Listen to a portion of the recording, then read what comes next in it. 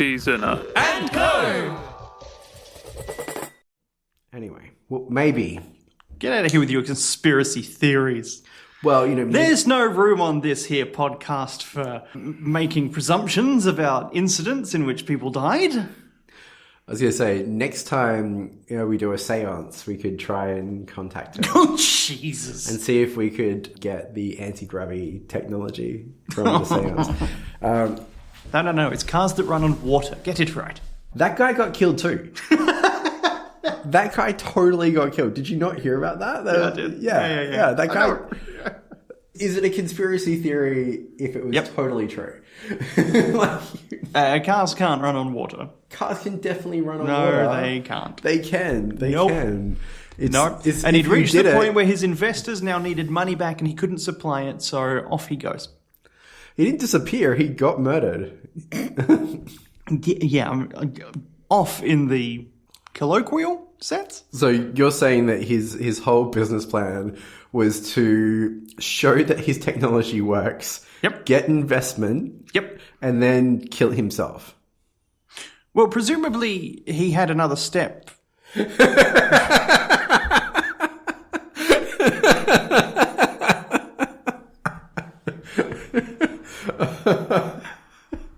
Oh, shame we don't do conspiracies as well. That would have been hilarious. It's a damn shame we can't use that in the podcast because that was probably one of my favorite sound bites so far.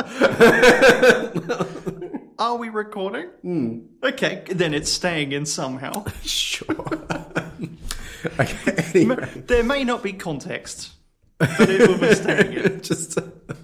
Sorry, I just have to reel back from that. That was hilarious. Take a minute if you need. You know what? Comedy is timing. Comedy is all about timing. And it's time for comedy. It's time for comedy. Or tragedy. Bit of column A, bit of column B. On this week's Second-Hand Haunting, where we read ghost stories out of a second-hand book I got from a second-hand shop and try and make sense of them. Make fun of them. Sense of fun of them. Look, you're already on board. Yeah. I know what this show is. I've been doing it for 2.5 years. I meant to make fun of them. How you going, Ollie? I'm very well. I'm very well. Although, on that slow trudge towards death, Yeah, okay, listen up. Ollie's got a birthday coming up. Get over it. One more year to the grave. Where you may become a star of one of the stories on this here show.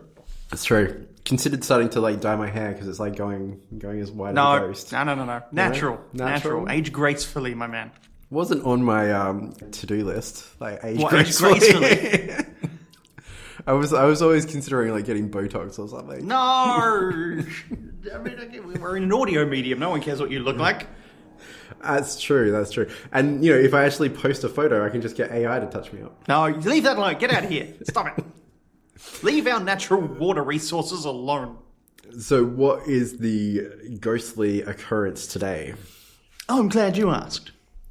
Ollie, have I read to you before from The Book of Dreams and Ghosts by Andrew Lang?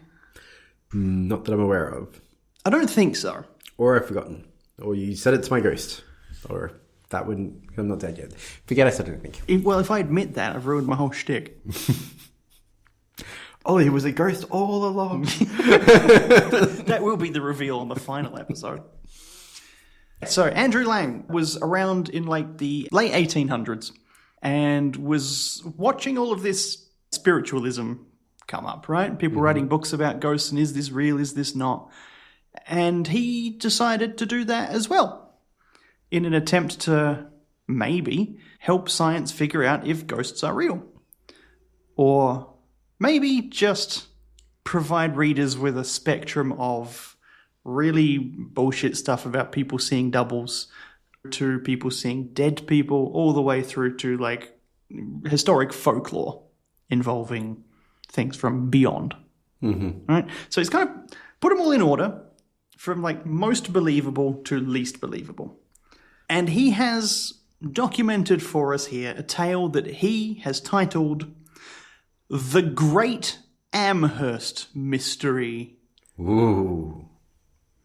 Now, he doesn't give them all names, and he doesn't give any other name the word great in it. I do love a mystery. I love a great. Whether or not it be a ghost mystery or a murder mystery or a murder mystery that turns into a ghost mystery. Or just where did my dinner go? Now, this was written in like 1890, so it's old stuff. Yeah. And this is one of the more recent stories from his book that happens in 1888. So everyone involved in this was alive at the time. Well, mostly alive at the time when he wrote it. Yeah, I think I've just randomly looked up when the Wild West was, and I didn't know before that was actually roughly around that time. Yeah, the Wild West is surprisingly late in history. It's what, about 1860 to like 1910-ish? Yeah, it's funny you should say that, because like in my mind it felt like it should have been almost longer ago, but you know, it feels like it should be. Yeah. I mean, maybe it's like the 20th century just like went by in a second to me. Like it was only 20 years for me. 20 years? Yeah. 17. When's your birthday? Birthday is Sunday. Sunday. There you go, listener. Wish Olly a happy birthday for, I don't know, like 4 weeks ago when this comes out. Do you want to hear what the Great Amherst Mystery is about? I do. On 13th February 1888, that's the day before Valentine's Day, if you're keeping track at home, Mr. Walter Hubbell, an actor by profession, being duly sworn before a notary public in New York, testified to the following story. In 1879, he was acting with a strolling company and came to Amherst in Nova Scotia. Now, do you know what a strolling company is? You take long strolls in the park and then pay you for them. No, they hadn't quite figured out recreational exercise back then yet. But they had figured out that perhaps an acting troupe might want to travel the company going from place to place. Oh, they stroll to place to place. Yeah. Yeah. Sounds so like a fun job. He's like a Shakespeare-style travelling actor. I feel like that's probably a lost art now. Yeah. What? Mm-hmm. I mean, shows still travel from place to place. They just normally actually go from international venue to international venue. Kind of funny that circuses are still a thing, huh? After all these years. Yeah, and scarier than any ghost story. It's true. I mean, I've not been to one since I was 8, maybe. Terrified by that clown. Clowns are terrifying. Now, do you know what Nova Scotia is before we continue? It's somewhere in America, isn't it? Almost. Well, technically, yes. Or is it Canada? Oh, there you go. Yes, Nova Scotia is a province of Canada. Province of Canada, there you go. Which is in America, but not the United States of America. That's an interesting point. I thought I was categorically wrong, but I was only partially wrong. Wow. I mean, semantically wrong. Semantically wrong. Actually, semantically correct. Semantically correct. I thought I was talking about the United States of America. So. There you go. Olly bumbling his way into correction once again. Story of my life. Here, he heard of a haunted house known to the local newspapers as the Great Amherst Mystery. Having previously succeeded in exposing the frauds of spiritualism, Mr. Hubbell determined to investigate the affair at Amherst. So, Olly, we have a bona fide ghostbuster on our hands. Something strange in the Great Amherst. Who are you going to call? Walter Hubbell! Is that the... That's his name. Walter Hubbell. Not Hubble or Hubble? Not Hubble. Not like the telescope. Okay. No. No, he's peering into earthly problems. Was it, what, it's like Snap? Or like... Yeah. Owe me a soda or something? Hey, get out of here. No, that's Jinx. You said Snap. I'll give you all my cards. Oh, are you going to be a problem? You going to be a problem kitty? Nala has joined the podcast. We'll see how long she stays. Ah. Already gone. That's staying in. Just like jumps off and you see the immediately cleans as well. There you go. You stay there, Nala. Good girl. Yes. It's going to get annoying. Hello. Going to bite the laptop. Oh, no. Oh, you can stay there. Good girl. Yes. Yes. Just don't eat the book again. Oh. Do they speak French? Canadian, do you think? In Nova Scotia? I don't think so. They would speak Scottish, if anything. Really? I mean, that's what Nova Scotia means in Latin, is New Scotland. Does it? Yeah. The more you know. Nova Scotia is in fact home to the largest Scots Gaelic-speaking community outside of Scotland, and also 10% of the population speaks French due to the Arcadian influence. The haunted house was inhabited by Daniel Teed, the respected foreman in a large shoe factory. Under his roof were Mrs. Teed, quote, as good a woman as ever lived, and little Willie, a baby boy, and Mrs. Teed's two sisters, Jenny, a very pretty girl, and Esther, remarkable for large grey eyes, pretty little hands and feet, and candour of expression. Pretty little hands and feet. What is he, like a serial killer? I suppose this is Walter Hubell talking here. He likes them small. Sounds it. Yeah, we don't know how old she is. She may just be small and therefore has small hands and small feet. Having said that, Daniel Teed does own a shoe factory, so perhaps the size of people's feet is something he remarks upon in his family. That sounds like he would. He would. Probably, when he first meets you, he's like, you look like you're a 6.5. Oh, God. Maybe a 7. What the? I've never heard more serial killer activity. All right, so you're tracking the members of the Teed household? Not even remotely. That was, Daniel. We ran through them. We got Daniel. Daniel, the father. Mrs., the mother. Mrs. She's not given a name.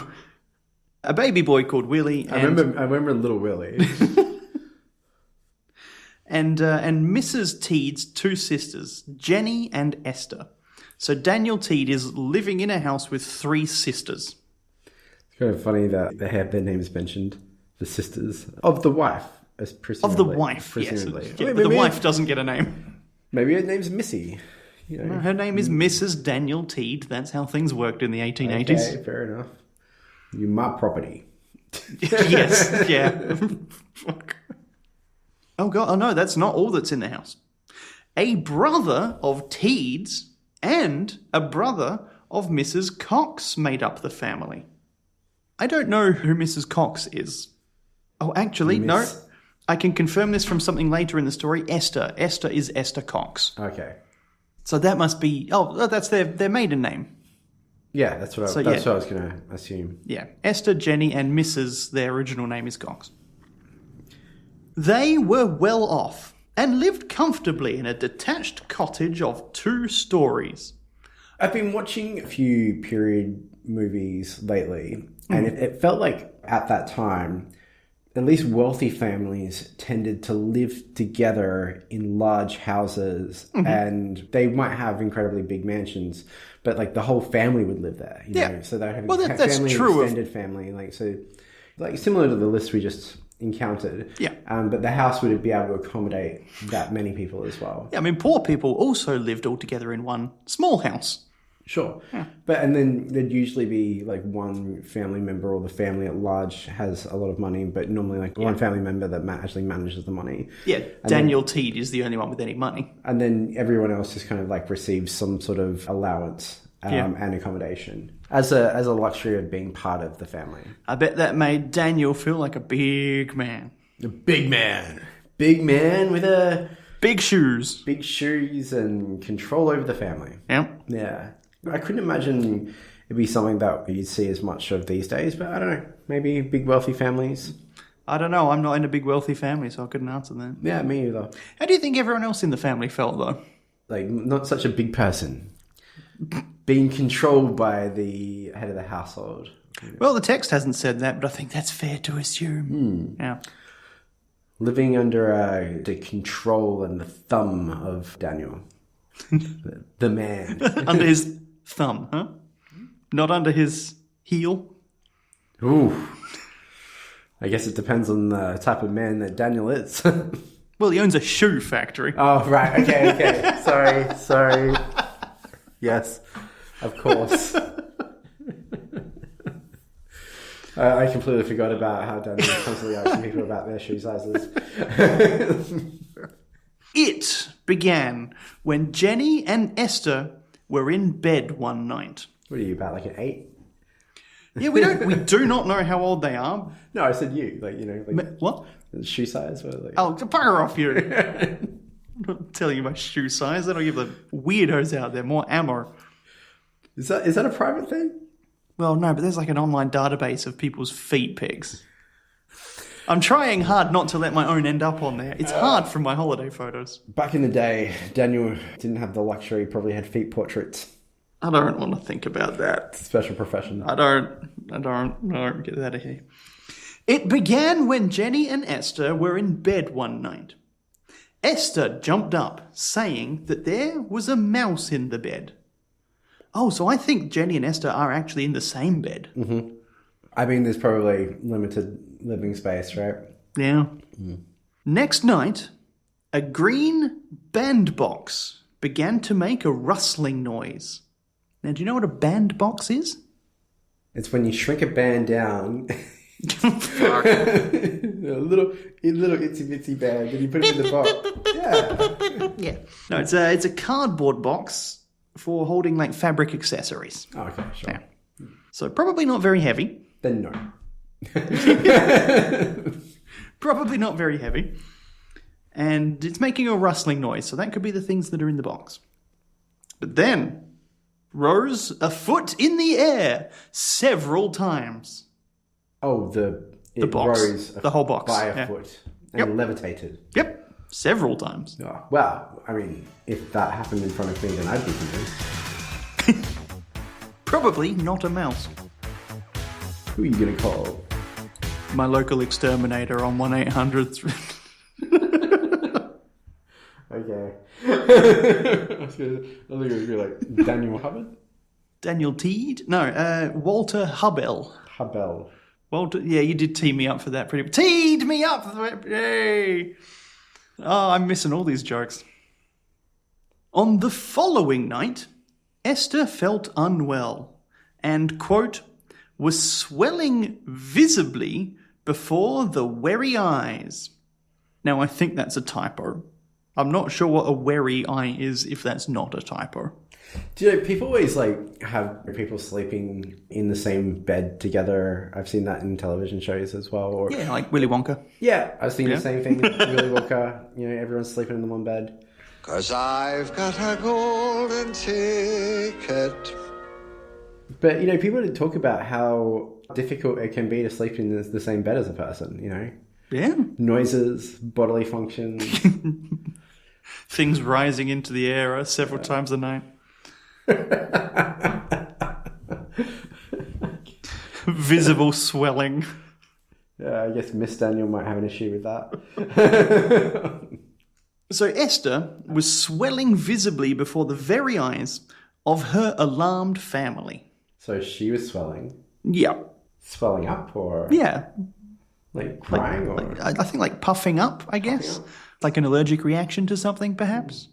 What's happening? You're blowing up like a balloon. Like a blueberry. Reports like thunder pealed through her chamber under a serene sky. So there's either an indoor thunderstorm. Perfect. Or someone's been eating an awful lot of cheese before bed. This is the complications I'm talking about, right? Like, what I'm just saying, it must be tough to share a bed with a sibling. That's all.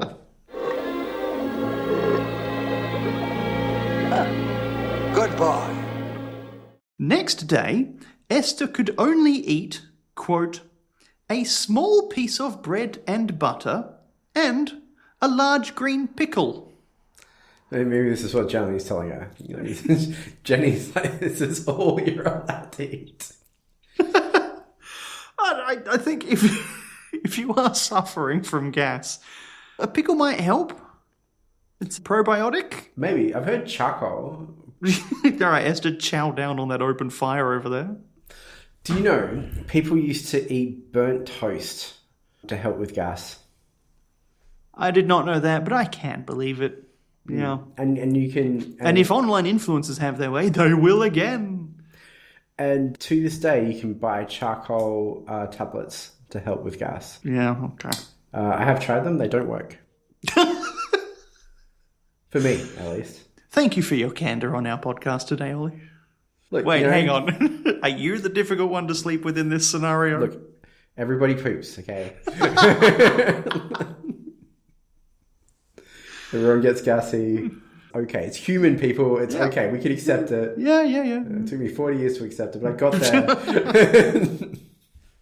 She recovered slightly in spite of the pickle, but 4 nights later, all her and her sister's bedclothes flew off and settled down in a remote corner. Now, when we're talking bedclothes, it means clothes of the bed, not clothes that they were wearing in bed. So, were they sisters? Yes. Yeah. So we're talking the bed sheets and the quilt, the doona cover, the comforter, whatever was on the bed. Okay, so not like the pyjamas. Not the pyjamas, no. Okay. The way you put it, I imagine like someone walked in, they were naked and they were like, my clothes just flew off. I'd say ghost. I'm comforted and alarmed by the fact that your first reaction to that was, wait, weren't they sisters? I was double checking, yeah. Like related sisters, right? Yup. So yes, I think it's fair to say that they have not been caught in some sort of midnight affair. It was a different time. At Jenny's screams, the family rushed in and found Esther, quote, fearfully swollen, end quote. Would you roll the young lady down to the juicing room at once, please? She probably just had like an allergic reaction, right? Like... Yeah, she's allergic to ghosts. Mrs. Teed replaced the bedclothes, which flew off again, the pillow striking John Teed in the face. Is that the brother, John? That would be their brother-in-law, yes. Why is he... Why is he in the room? Good question. Perhaps he's helping make the bed. Perhaps there's another reason someone threw a pillow at him. I feel like I'm going to double down here. Do you feel like there've been a couple of ghost stories where, like, whatever the scenario might be, but I have wondered on occasion that maybe ghost stories have been potentially a reasoning for something else. Oh, like someone's spinning a ghost story in an attempt to cover up some kind of other activity? This is what I'm saying. Yeah. Oh my goodness. You've cracked this wide open. But I don't know. I don't know what's happening Look, here. there's real ghosts, there's paranoid schizophrenics, There are so many reasons for these stories. Yeah. One of them is absolutely people coming up with some bullshit on the spot to explain the fact that they are somewhere or doing something they should not be. Also real ghosts. Definitely real ghosts. There's definitely... Oh, of course. How could I forget? Mr. Teed then left the room, observing, in a somewhat unscientific spirit, that, quote, he had had enough of it, end quote. The others, with a kindness which did them credit, sat on the edges of the bed and repressed the desire of the sheets and blankets to fly away. The bed, however, sent forth peals like thunder when Esther suddenly fell into a peaceful sleep. I know it's not related to the ghost story, but it does remind me of my wife asked me what I wanted for a birthday present. So she's like, do you want anything for a birthday present? And the context here is worrying me, Ollie. Bear with me. So she's... 1,000 thread count bed sheets. Well, actually, yeah. So, and I think that maybe this is an age thing, but like when she comes to me, she's, like, what would you like for your birthday? And I'm like, do you know what I'd really like for my birthday? Is for us to go through and figure out what pillows need to be refreshed, what blankets need to be refreshed, and also just to make sure that we have a second set of sheets. Because at the moment we're in a situation where, like, if the cat throws up on the bed, you don't have another option. Well, no, we do, but it's like we have to like wash our sheets, wait for them to dry, and then Yeah. We only have like the one sheet for the bed. Mad. So I was like, you know what? I really want to get into this bedding situation. I was like, You're allowed to do that whenever. You don't have to wait for your birthday. well, I mean, I wanted the support and the help. So I was like, like not only, and it's funny, like I actually offered to flip the bill for it. What I want for my birthday is the support to actually go through and figure out what we need. Because these bed sheets are getting so old, they're starting to get up and move off the bed by themselves. Hey, the sheets are brand new. Thank you very much. Like the sheets themselves. Are What were you new. sleeping on before? Well, no, because it's a new bed. Ah. So we got a new bed. We only got the one set with it. So anyway, regardless, what I wanted for my birthday was all I want for Christmas is my new bed sheets. bed sheet, pillow covers, like new pillows. Yeah. I want to refresh. You want to the whole audit situation. the bedclothes. Yeah, that's the stuff I look forward to. Oh man, I can't But I'm not disagree. gonna lie. That sounds amazing. Right? And yeah, do I want a high thread count bed sheet set, whatever? Yes, I do. Yeah. Yeah. This is the type of stuff I dream of. 1,000 thread count minimum. Tell you what, has some 1,200 thread count cotton sheets on reasonable price at the moment. Well, this is what I'm doing. This is welcome to my weekend. Well, let's find out what the weekend of the Teed House has in store, shall we? Because the next evening, Dr. Careet arrived. And what do you think happened in the bedroom to Dr. Careet? Some pillows flew at his face after the bed sheet surprisingly jumped off the bed from Jenny and Esther again. Oh man, you were 10 out of 10 before you kept talking. The bolster flew at his head and then went back again under Esther's. That's a classic example of when you should quit while you're ahead. Now, for those playing at home that haven't been recently Googling bed sheets and pillows and whatnot, a bolster's one of those like long round pillows. Oh, I didn't know that. Yeah. So yeah, it flew at Dr. Careet and then went back under Esther's head. You could get a bolster. That could be fun. You could. Yeah. After this story, you want a bolster? I feel like I've had a bolster before. Yeah. Yeah, but not for a long time though. No, Not for over they're a probably decade. not very good to sleep on. I mean, for one thing, they keep on smacking doctors in the face. I mean, as a general kind of, what would you call, like, bed display porn, like, I bet you they'd look good, right? That's just going. Too much. No. That's out. But not funny. The word porn was too close to the word bed. I can't. Well, you know how some people like talk about having like house porn or real estate porn or something. I make those jokes sometimes. Yeah, that all makes sense until it's bed porn, and now that's just porn. That describes porn. No, but I'm just talking about like a bed presentation, not actual naked people. Fine. It's all right. They can't all be winners. While paralyzed by this phenomenon, unprecedented in his practice, the doctor heard a metal point scribbling on the wall. Examining this place whence the sound proceeded, he discovered this inscription. Ester Cox, you are mine to kill. Oh, brutal. Yeah. So we've gone from some silly bedsheet shenanigans to death threats. Jilted ghost? Maybe.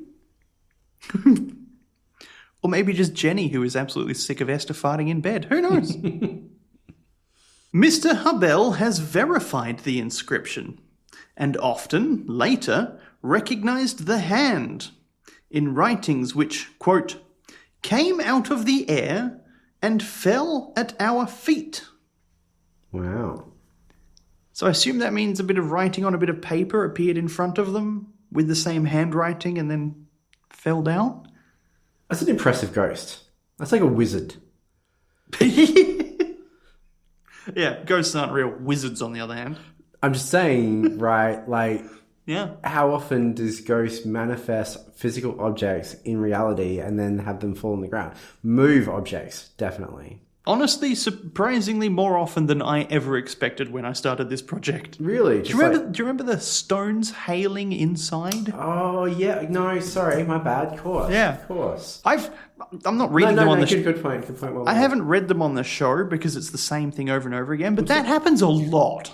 I'm surprised I actually didn't pick that up before. Yeah. So ghosts are surprisingly good at manifesting objects in real life. No. Only just stones inside falling down. Oh, right. And apparently bits of paper. Yeah. Yeah. With writing on them, right? Yeah. Some multi-dimensional shit right there. Oh boy. Bits of plaster now gyrated in the room, accompanied by peals of local thunder. So we're getting a lot of thunder happening in this house. And we've kind of already identified it as perhaps Esther's farts, but I can't get that image out of my head. Exactly how that's led to bits of plaster gyrating on, however, I am at a loss. It's a particular type of fetish, that's for sure. Oh, Christ. I love how you've jumped on Esther's farts, though. Well, I don't think you're wrong. I'm just saying, like, the realities of sleeping next to someone are the realities of sleeping next to someone. Yeah. And if they were multiple people in one bed, I heard people like talk about how gay people, they used to like sleep in piles because it was like the closeness. And then there's communities out there of people that actually get together to like nap in piles or something for closeness. Have you ever seen that before? Oh yeah, your local body warmth polycule. Something like that. Polycule? Yeah. And like whenever I see that stuff, I'm just like, oh, like what if you're really like, if you're like on the side of the bed and you can kind of maybe cover it up a bit. Everybody knows. You can feel it vibrating, you know. So Jenny's having a tough time. I thought I was going to say something else then, but what were we talking about before you said cave people? Just Esther rocking just the story. Jenny's bed with gas. Yeah. An elegant way of saying that. The doctor admitted that his diagnosis was at fault. I don't know what his diagnosis was. Gross. Next day, he visited his patient when potatoes flew at him. You're just shaking your head now. What do you want from me? Potatoes flew at his head. He exhibited a powerful sedative, but pounding noises began on the roofs and were audible at a distance of 200 yards, as the doctor himself told Mr. Hubell. Now, for those of the metric persuasion, 200 yards is about 180 metres. So that's a loud banging on the roof. Mm-hmm. Now, banging on roofs is something that Andrew Lang puts in this book a lot. Okay. I think he's trying to point out that, hey, lots of ghosts seem to bang on roofs. I don't know why. Are you tapping out something in Morse code there? No, I was just banging on a roof, you know.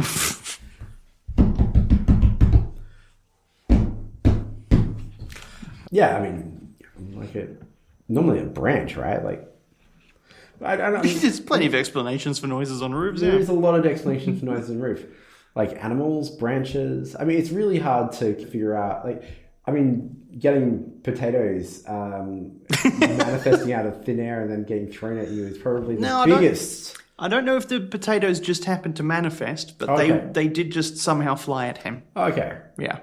Cooked potatoes or raw potatoes? You know, it's cooked potatoes, just like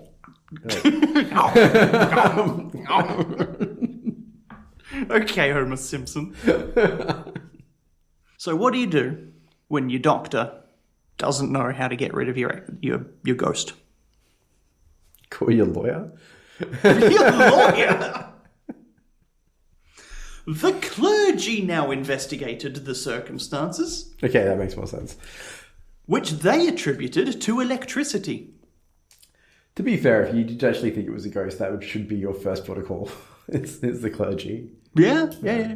Do you agree with their diagnosis that all of this is because of electricity? Interestingly enough, it sounds way too logical for the clergy. You think what you think a battery has made this potato launch itself at the doctor? But I mean, for the clergy, like, usually that sounds way too logical for the clergy. Like, usually their first protocol would be... Oh, it is a ghost that's doing exorcism. Yeah. No. We've had recently, in fact, that you're not aware of yet, the Catholic Church saying, we're not doing an exorcism, you moron. That's for demons, not ghosts. Electricity. I kind of feel like maybe the church just has a bug up its butt about electricity, but I'll leave their reasoning alone. Okay, so I had to think about that. Would they not, the clergy, would they not think that all ghosts are demons? Because, like, the clergy wouldn't believe in ghosts, would it? I think it would very much depend on which clergy you're talking to. I mean, wars have been fought over more semantic questions. I'm just wondering if they believe in any ghost. I thought the clergy was that you go up or down. Finish this sentence. The Father, the Son, and the Holy... Spirit? Yeah. I don't know if that's definitive evidence. But, I think you find the church has varied and changing opinions on the existence of ghosts. I didn't completely finish it. Amen. Okay. Quote, even the most exclusive class, quote, frequented Mr. Teed's house till December, when Esther had an attack of diphtheria. Cool, what's diphtheria? Diphtheria is, I wrote it down, it's a swollen throat from a bacterial infection. Oh, okay. On recovering, she went to visit friends in Sackville, New Brunswick, where nothing unusual occurred.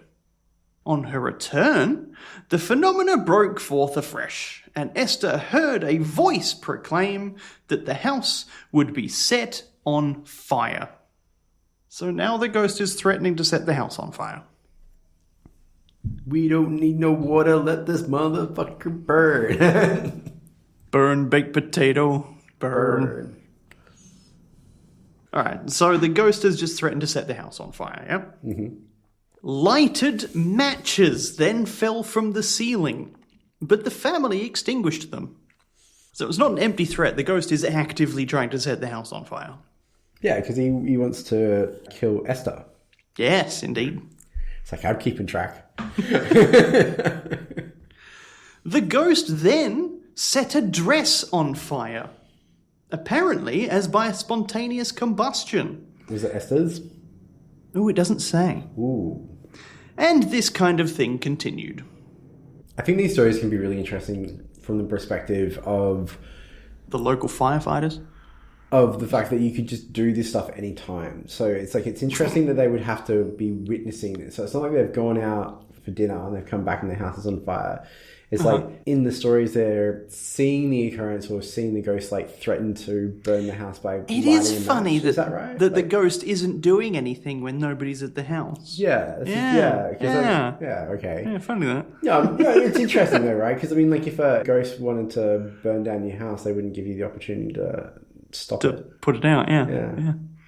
Although, would the ghosts have anywhere to live after?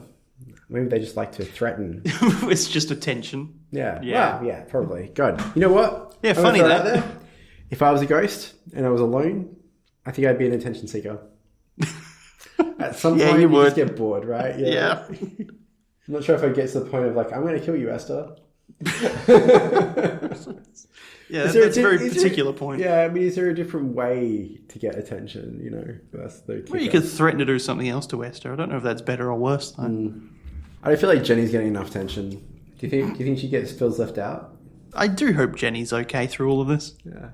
I mean, I hope Esther's okay as well. I just think that she's probably the reason for it all. The heads of the local fire brigade suspected Esther of these attempts at arson. And Dr. Nathan Tupper suggested that she should be flogged. Solid reasoning. Is it? Yeah. Oh, okay. Yeah, it's of a time. I was actually just saying the other day how we don't actually realize how our age group, or at least my age group, was actually like when I was in school. There were some schools in Australia that still practice capital punishment. Yeah. Just going to jump in here and say I think Ollie meant corporal punishment, which is using physical abuse to keep kids in line, as opposed to capital punishment, which is the state-sanctioned execution of prisoners. While I was in school. I know, that's how old Ollie is. That is how old Ollie is. That is how old I am. Like, I actually didn't receive any capital punishment at school. I wasn't in a school that practiced capital punishment. But it was around. I mean, I was only like a decade or two out of where most schools would. So it was at a time where there was dwindling numbers. But there literally would have been people in schools at my age still getting the cane. Yeah. That's how not long ago people were still receiving the cane, which I feel like would just be baffling to kids these days.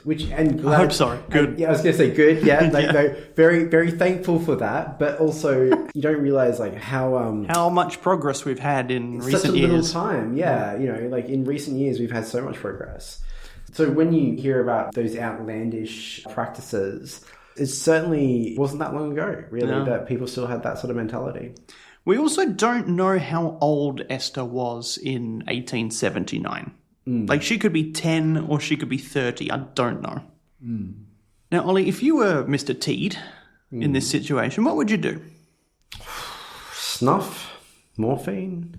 What would you do about the situation? You know, I think cocaine was legal back then. So Mr. Teed removed Esther to the house of a Mr. White. The Whites? I mean, have you seen Breaking Bad? Yeah, I have. Yeah. Do you know they actually make fun of the Whites in South Park as well? Oh, the family of the Whites. Yeah. Because they're the Whites, yeah. I thought I was going to get a methamphetamine joke from you then, but I guess not. What is wrong with you?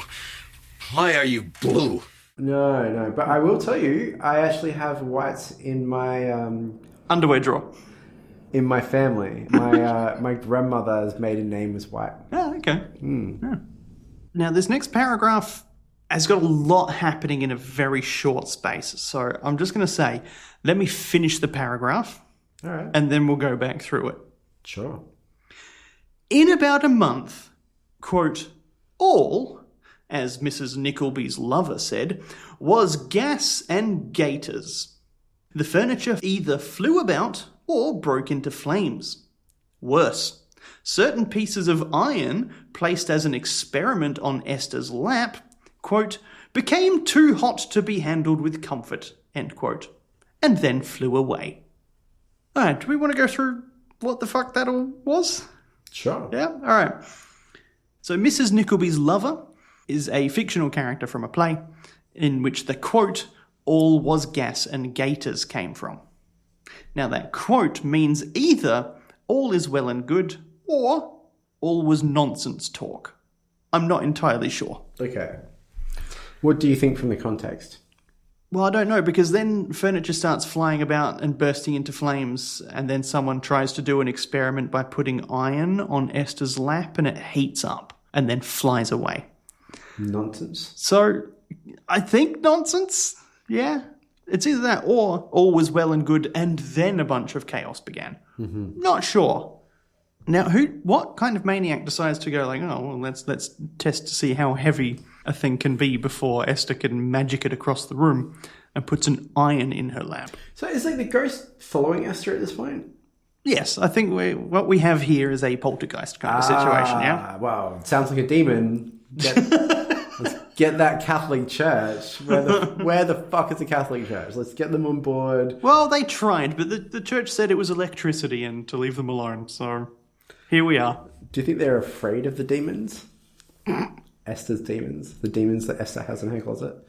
Have you ever played Dark Souls? I've not, but I've heard of it. Ah, okay. Perhaps she's just trying to fight a boss and needs to take a moment to recover by drinking Esther's farts. Do you know, I feel like that's probably funny in any gaming context.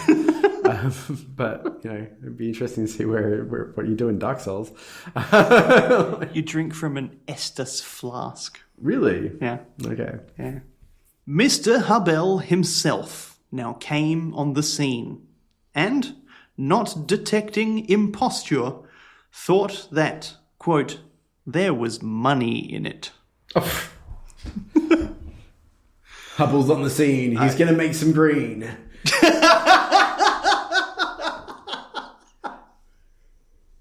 And I don't think he's trying to make money from it. I think he thinks someone else is trying to make money from it. Okay. He determined to, quote, run. Oh, no, he's trying to make money. He determined to run Esther as a powerful attraction. He lecturing and Esther sitting on the platform. Oh my God, he's trying to turn her into a sideshow. Olly, So as it turns out, nailed it. So how much money do you think Mr. Hubell made from this operation? $20,000. It did not pay.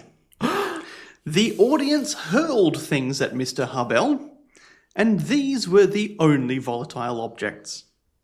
Mr. Hubell, therefore, brought Esther back to her family at Amherst, where, in Esther's absence, his umbrella and a large carving knife flew at him with every appearance of malevolence. So now things are flying about the house while Esther is not in it. So maybe it's not following her.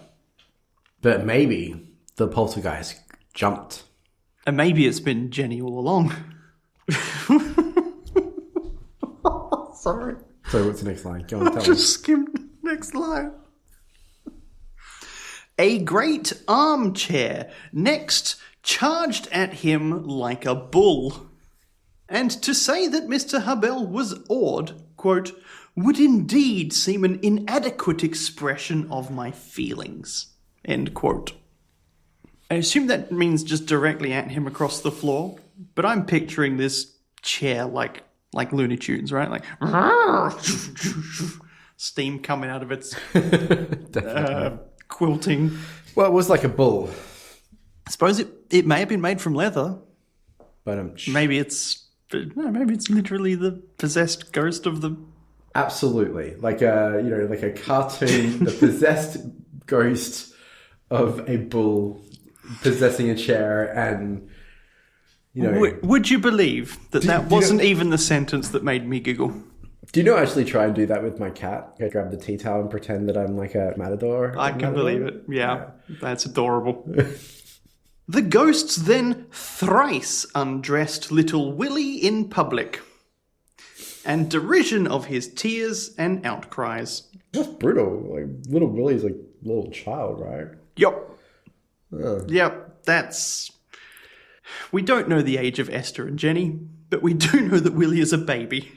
That's true, actually. We don't know the age of Esther and Jenny. They could be teenagers for all we know. I suspect they probably are. Oh, right, okay.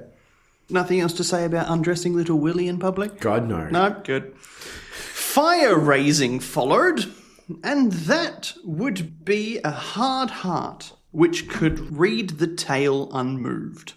Here it is in the simple eloquence of Mr. Hubell. So we actually get the full details about what happened.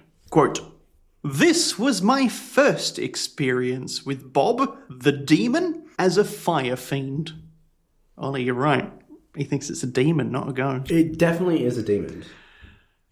Also, it seems to have control over fire and is named Bob.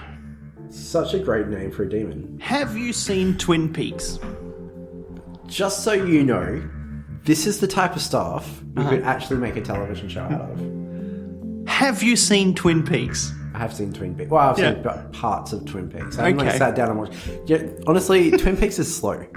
It's a slow show. I've met some like Twin Peaks fans in my time, and to be honest, I love everybody. It's a slow show for me. It's slightly too slow for me.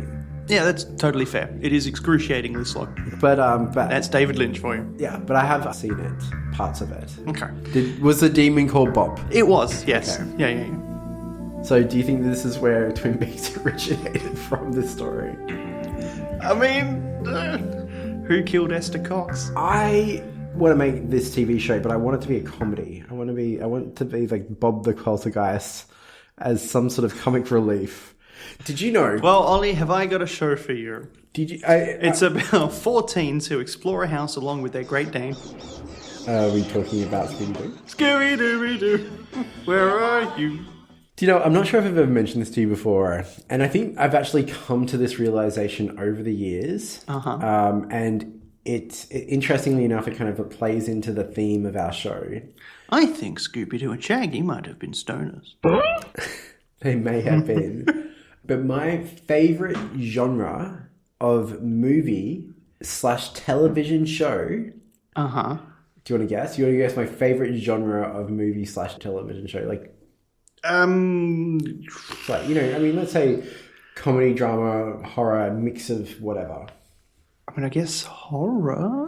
Horror comedy. Horror comedy, yeah. Horror comedy yeah. is my favourite genre. And it can be silly horror comedy as well. So like The Addams Family, for instance. I'm going to say all of the best horror is also comedy.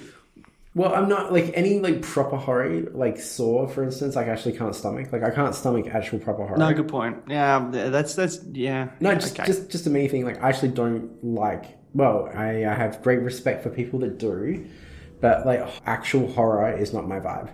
So the difference for me would be, like, the difference between, like, there's an Evil Dead that recently came out. That's actually reimagined it as a proper horror movie.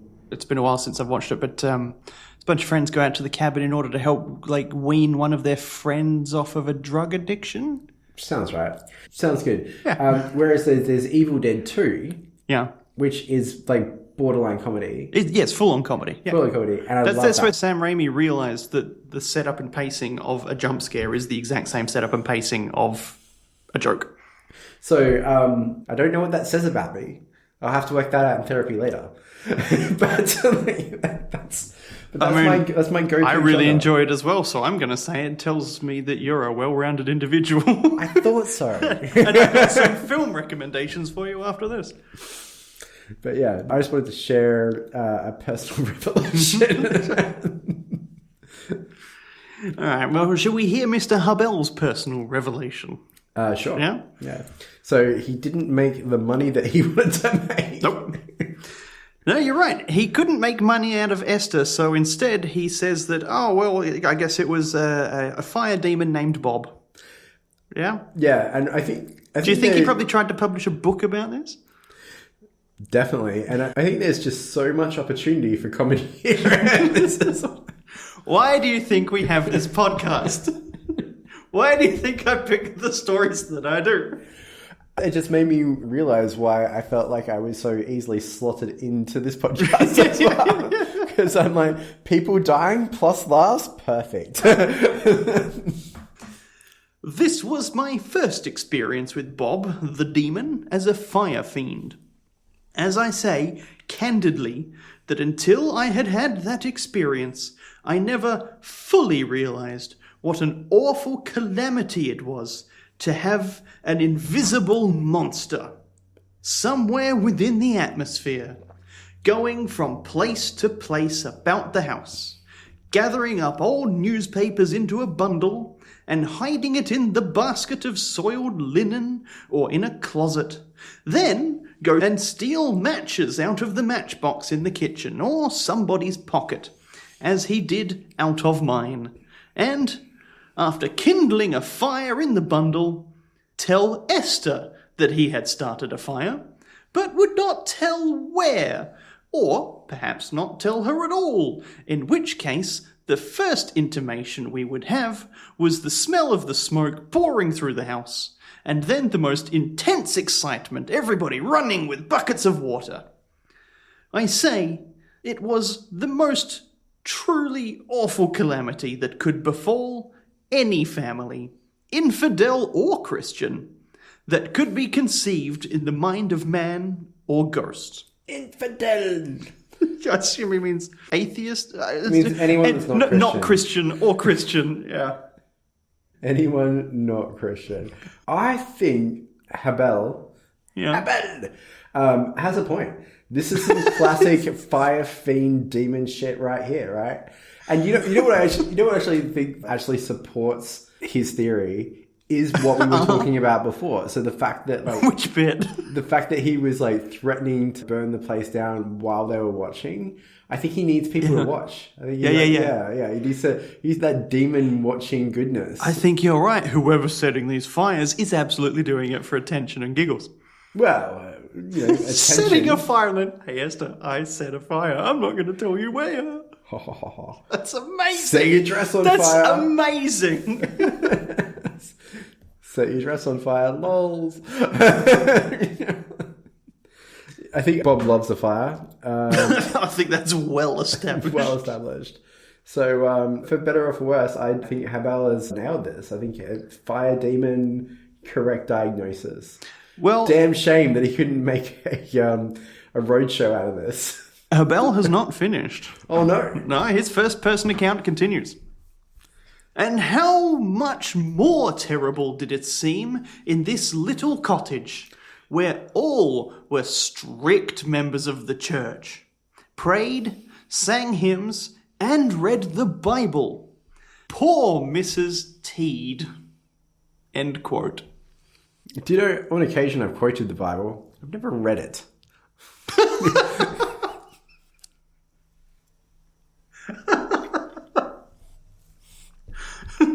Ollie just accidentally describing most churchgoers. Why do you think Mr. Habel ends that entire segment with saying, poor Mrs. Teed? Not poor Esther, not poor Mr. Teed, not poor Jeannie, not poor Willie, not poor the other two guys in the house, but poor Mrs. Teed. I think that it's because they see the wife as like the more fragile part of the family and bearing the brunt of the drama. So I would say that the head of the family is considered someone that would be, stout and strong, but or absent, perhaps. Mr. Teed could be off taking care of the shoe factory while Mrs. Teed is trying to make sure that the house doesn't burn down. Sure, yeah.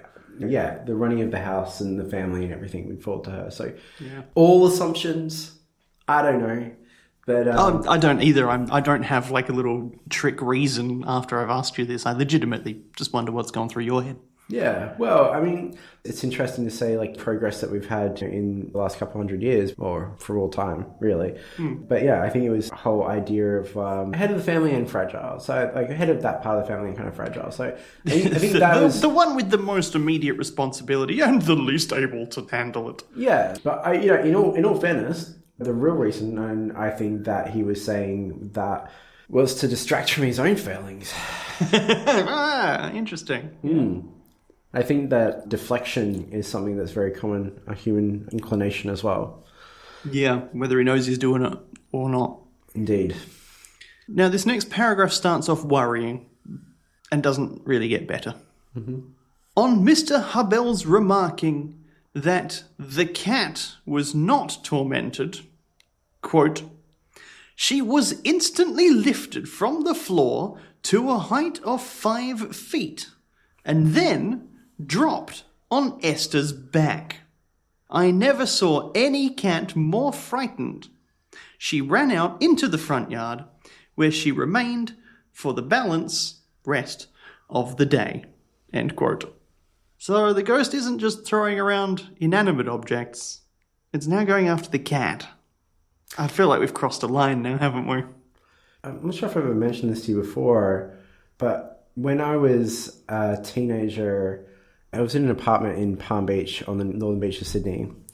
And, very worried right now.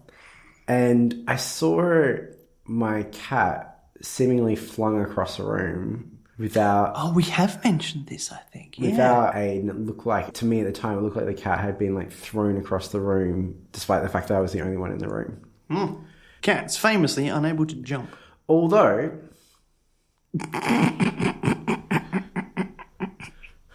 Oh, listener, the look that Ollie just gave me. Yes, it could have been the cat. I felt like poor naked Willie there for a second.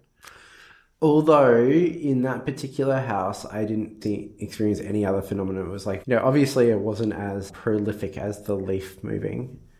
Yeah, we don't need to get into the leaf again. Oh, dear. But obviously the most prolific experience has been when I had the seance. Listen to, Halloween 2025 episode for that one. I had this weird, actually, experience the other day. I'm not sure if this is... there was probably a lot of inebriation involved as well. But I had this really weird experience where I'd been drinking as a part of like a friend's birthday celebrations, and we ended up having this kind of like 3 days of like celebration kind of like bender like experience. Yep. So everyone is absolutely in their right mind. Yeah, so by the end of it, like Sunday night, I got into a point where I could basically barely remember what sobriety was like. I'd been like drinking almost solidly from like dawn till dusk for like a couple of days. And I went to like close my eyes to try and sleep, and it felt almost like I was not like dizzy or anything like that. But it was like whenever I closed my eyes, it was like I could feel like I was projecting my conscience somewhere else. Fuck. Like I was closing my eyes and it felt like I was like still in a crowded room. But like it felt like I was consciously still in a crowded room. I think you had managed to enter a state that was both drunk and hungover at the same time. But not sick. I didn't feel sick or anything like that. But it felt like alarming, and it was like I felt like I couldn't sleep because I felt like I was still awake, but somewhere else. Jesus Christ. Yeah. Okay, so listeners, no 3-day benders. But, it felt like a spiritual experience. Do you know... well, I hope. Do you know they used to call alcohol spirits because it was a way to get closer to the spirits? I don't know if that's true, but I'll look it up. Pretty sure and I'll confirm or deny that in the edit. Okay. No, that's not true at all. It's called a spirit because they had distilled the liquid down to its essence, or spirit. Well, I hope this bender didn't happen on or around the 27th of June, 1879. Well, not 1879 anyway. Because on that day, quote, a trumpet was heard in the house all day. Well, that's annoying. Yeah. Like I don't know if that's one constant or someone was playing the trumpet all day. I don't know. Have you ever been in a position where someone's car alarm has gone off in the front of your house? Mm-hmm. And, like, they're not shutting it off? Yep. It's the fucking worst. Yep. Especially if you've got a hangover. It reminds me of that. Well, Ollie, does it feel like the church has been missing from this story for a little while? Surprisingly absent, actually. Like, obviously they've popped up, but they're like, electricity, we're out. Like, that's not the crazy Catholic church that I know. No. I'm very disappointed in them. Like, not to come in here, try and make some money. Drum up donations at the very least. Well, now, the Reverend R.A. Temple now prayed with Esther and tried a little amateur exorcism, including the use of slips of paper inscribed with Habakkuk 2:3. Now that's a Bible verse, and I looked up what it was. Bated breath over here. Well, I didn't include the whole thing, but it begins with, the revelation waits for the appointed time. That actually sounds kind of spiritual in a way. It sounds religious. I particularly didn't say religious, I said spiritual.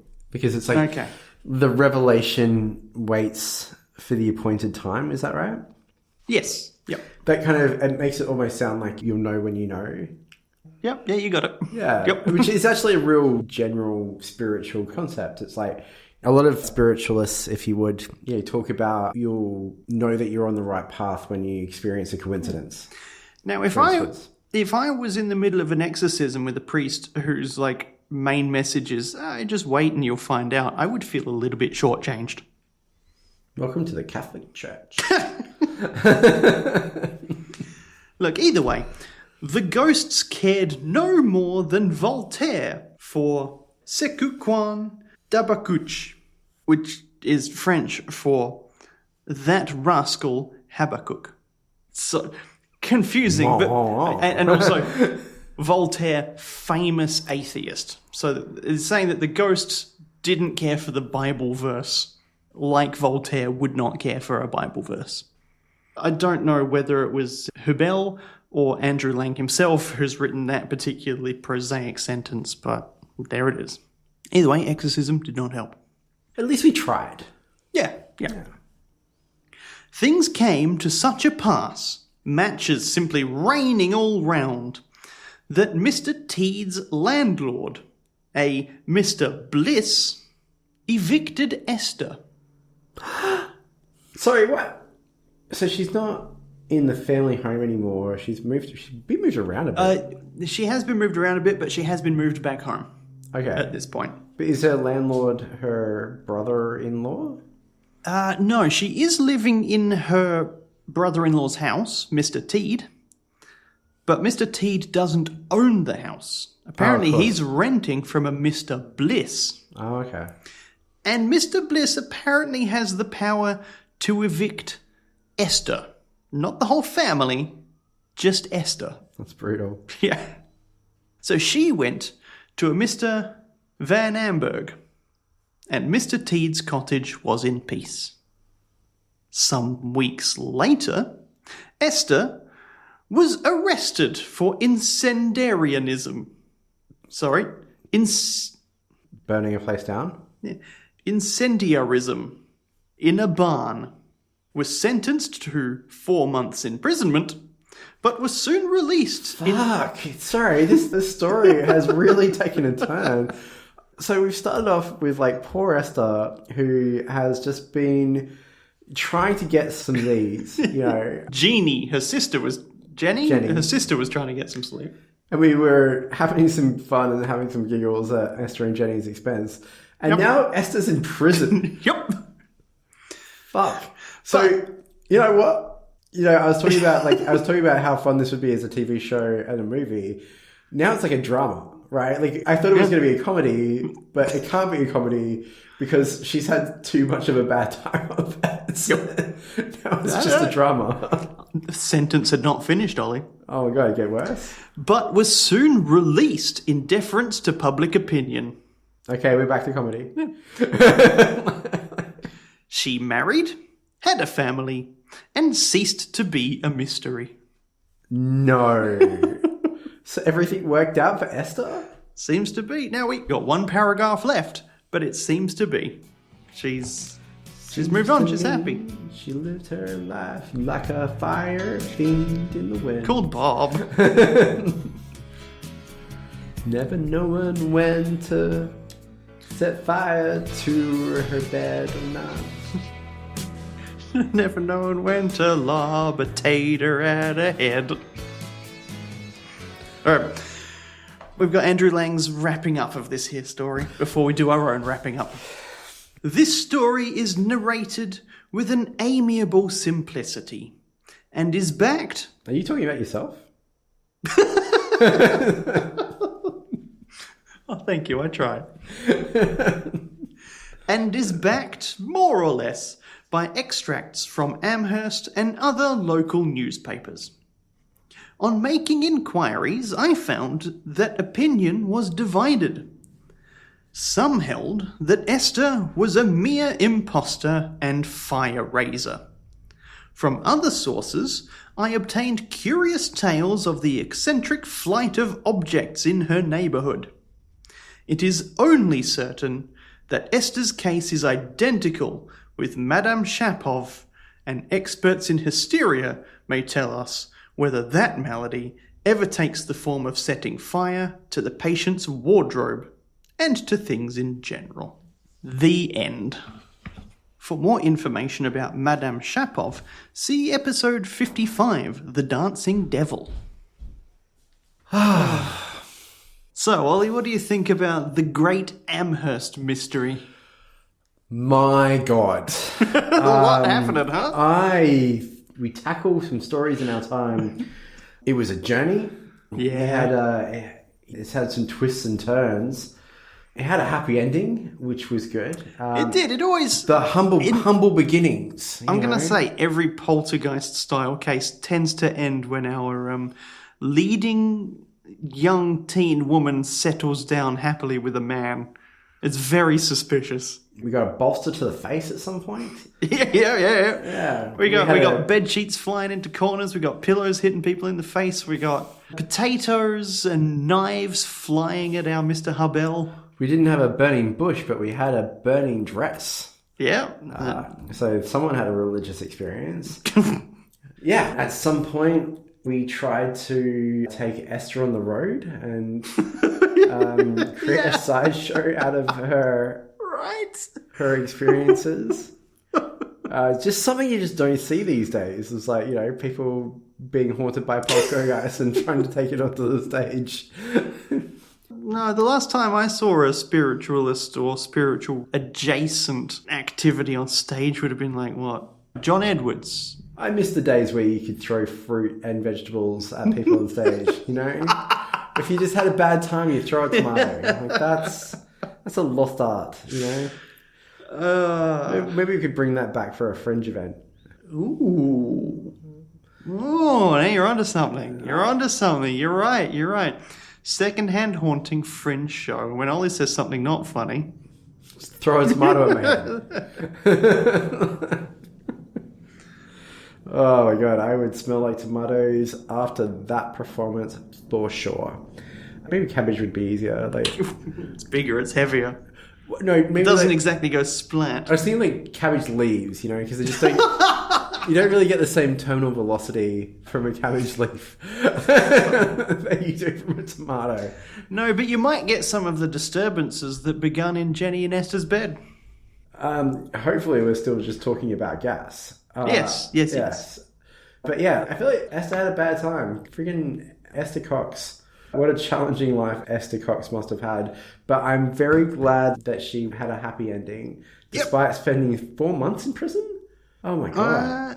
She was sentenced to 4 months in prison, but was soon released in deference to public opinion. Okay, so she spent maybe a couple of days or something. Probably. But if there's something we've learnt from prisons of that period, for 2 days may have been an eternity. Yeah, it would not have been fun. Would not have been fun. No. So yeah, it sounds like Olly, to me. I'm still kind of wondering whether or not I can make a comedy out of this. I think you could. It sounds like you're leaning towards Esther being your MVP. Oh, Esther is 100% my MVP. Yeah? Absolutely. Yeah. Hands down, no question, she is the star of the show from my perspective. So not Bob the Demon? Not Do Mr. we do that occasionally, don't we? Like the ghost is the MVP. You're allowed to pick a most valuable poltergeist if you want. No, it's fine. You'll pick Esther, the most valuable pyromaniac. I feel like Bob was a pretty secondary character. Yeah, I don't think Bob existed. I think it was all Esther. But oh man, we can at the very least assume that Bob exists for the sake of MVP. yeah, right. I don't think Callum's keen on that concept. No, I'm trying to figure out my own MVP. I'm tempted to go with Habel because he's like, all right, I don't know what's happening here, but maybe I can make some money. Love that. It's rare. It's rare that we get a full-on Mr. Krabs in a story. Money. So he's my pick. Even though he's the one telling the story, he's my pick. I'm very happy with that. I mean, he's one telling the story. And, also involved in the story. He was 100% involved in the story. Yeah. Oh, yeah. Walter Habel. I'm going to say honourable mention to Dr. Nathan Tupper as well, who I can only assume went on to have a long and successful career in the plastics industry. Sorry, what? Dr. Nathan Tupper. Oh, because Tupperware. Sorry. Yeah. Sorry. Do you want to try that again? I don't know who invented Tupperware, but surely it's named after someone called Tupper, right? He was the one that got bolstered in the face, right? No, he was the one who suggested she be flogged. Oh, what a dickhead. And here you are giving an honourable mention. All right, you got the word award for tonight? If it hasn't been clear by now, it is bolster. Yeah, good call. Oh, word award, my man, word award. No, there was a word that really tripped me up. Incendiary. Incendiary? Incendiarism. It's like catching fire, or? I think, setting of fire. Setting a fire. Yeah. No, that sounds right. But that's too hard to say, so I'm going to pick pickle instead. Do you know, I quite liked Strolling Company. Fire Fiend. Fire Fiend. It is hyphenated, so that is one word. Yeah. Really? Yeah. Okay. I didn't think I could actually choose them, but... Oh, come on. It's Bolster, right? For sure. Bolster. Yeah. But they're like my honourable mentions, I guess you could say. It was like Strolling Company, which I thought was like an interesting fact. Yeah. And Fire Fiend, which I just thought was such a great term. I don't know. It's a Fire Fiend. I want Fire Fiend Demon named Bob. It's like people called Robert have a nickname of Dick, right?